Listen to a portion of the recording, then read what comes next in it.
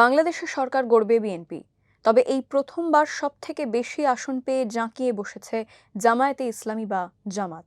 এর আগে ১৯৯১ সালে সবথেকে বেশি ১৮টি আসন তাদের দখলে ছিল। সেই নিরিখে জামাত ক্ষমতায় না এলেও ক্ষমতা বৃদ্ধিতে সফল। এই পরিস্থিতিতে বিএনপির শাসনকালে কেমন থাকবেন পড়শি দেশের সংখ্যালঘু হিন্দুরা? Our commitment for the peoples, and the peoples means the Hindu, Muslim, Buddha, Christian, as a political party, have a responsibility to establish and assert the right of everybody. ভোটাভুটির বহু আগে থেকেই ভেদাভেদহীন বাংলাদেশের পক্ষে সওয়াল করেছেন তারেক রহমান।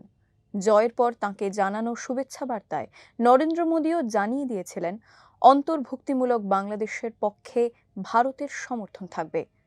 ঢাকা ৩ আসনে জেতা বিএনপির হিন্দু নেতা জানাচ্ছেন অন্তর্ভুক্তিমূলক বাংলাদেশ গড়ার লক্ষ্যেই কাজ করবে BNP.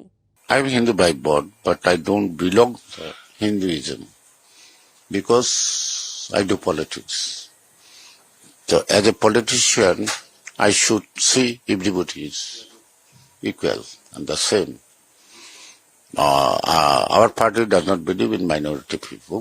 I would think that as part of the constitution, is an everybody equal right. Follow করুন আনন্দবাজার.com।